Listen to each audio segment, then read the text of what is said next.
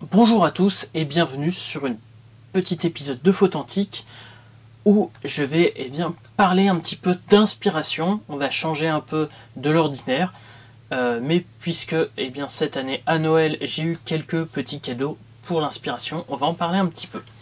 On m'a souvent demandé dans les formations comment je trouve l'inspiration. C'est toujours quelque chose de difficile. Et ça dépend aussi pas mal de l'état psychologique où on est.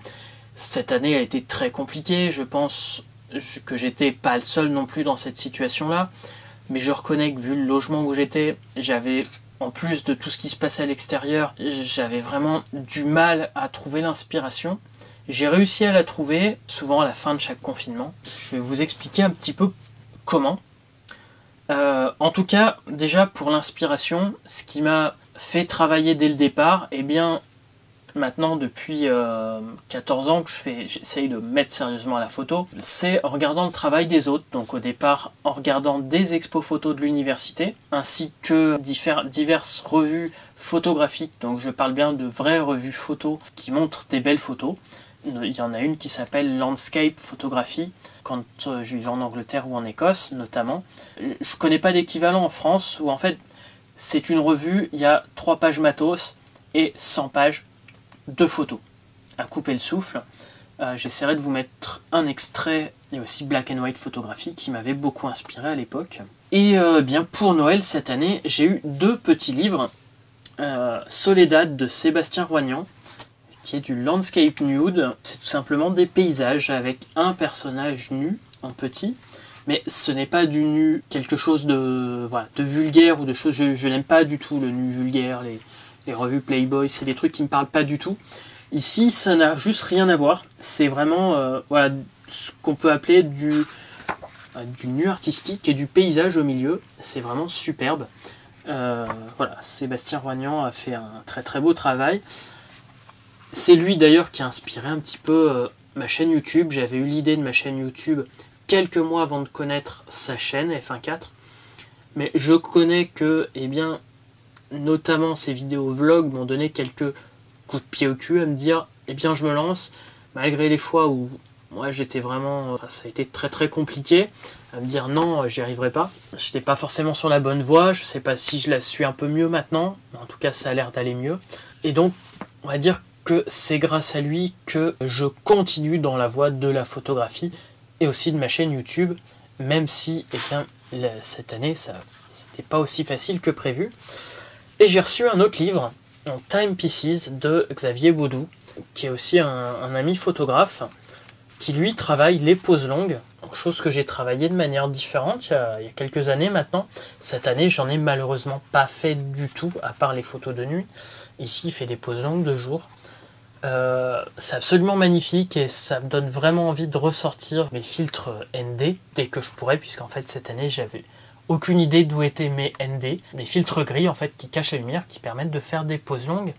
Et j'avais aussi des pellicules en argentique très peu sensibles qui m'auraient permis de faire ça, ou de faire ça sur du papier photo. Mais cette année, vous le savez tous, on a vécu une année compliquée qui a fait que je n'ai pas pu utiliser mes filtres, mais en tout cas, ça me remotive en tout cas à sortir mon matériel et à aller faire des photos.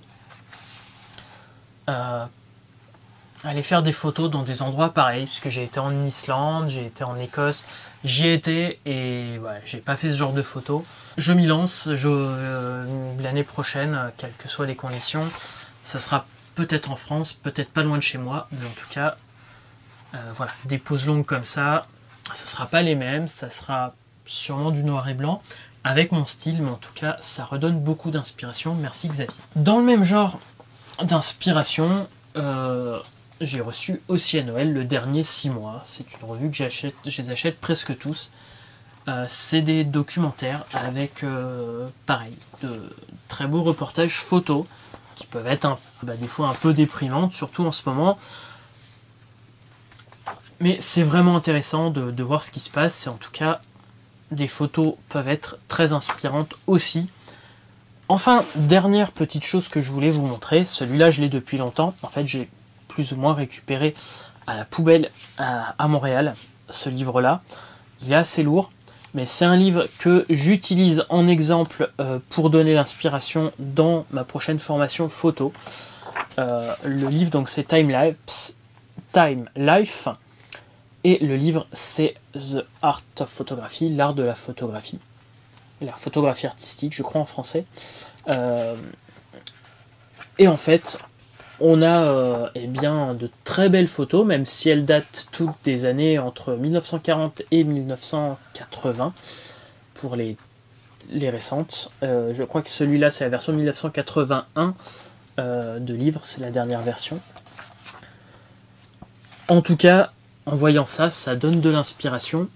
Et l'autre sujet d'inspiration, c'est là en me lançant le défi que vous avez vu, le défi des 7 jours, 7 appareils photo numériques. C'était des appareils photo numériques de merde, on va pas se le cacher, mais grâce en fait à leurs limitations, grâce à leurs contraintes, eh bien ça m'a permis d'être beaucoup plus créatif.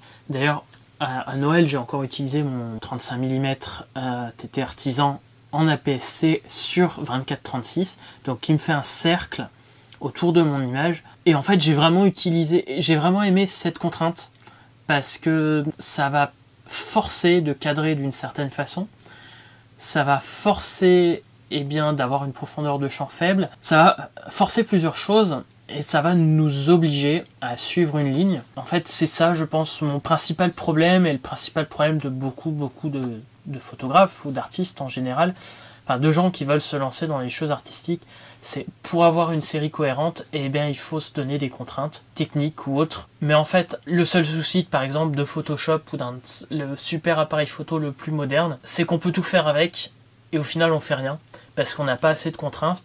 Alors les contraintes, on peut se les donner sur l'appareil photo. On peut essayer de se forcer à se les donner, mais on peut aussi se forcer avec le matériel, avec du matériel limité. Là, pour les 7 jours, on était en confinement, j'étais limité dans les endroits où je pouvais aller, et j'avais du matériel limité. Et ça m'a permis d'être créatif, pas forcément les photos du siècle, mais en tout cas, ça m'a permis d'évoluer encore une fois, et de pouvoir travailler une série. Donc voilà pour ce que je voulais vous parler, de petits cadeaux de Noël, et comment j'ai trouvé d'être créatif dans ces conditions-là.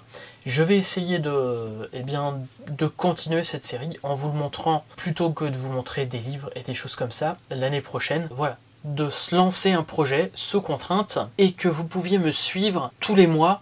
Suivre, par exemple, un des épisodes par mois sera de suivre un projet que je me lancerai, faire du développement couleur avec des pellicules périmées de très basse sensibilité dans des paysages d'Aquitaine. J'ai aussi faire des paysages en pose longue sur du papier photo. Donc c'est des trucs il va y avoir beaucoup de contraintes, mais d'un côté ça va être des projets que je me lance par exemple sur 1 an ou 2 ans, et je pourrais vous montrer l'avancement sur mes vidéos YouTube. Voilà, pour cet épisode, j'espère que ça vous aura intéressé, ça vous aura plu. Je vous donne rendez-vous pour une nouvelle vidéo de Photantique. À très bientôt.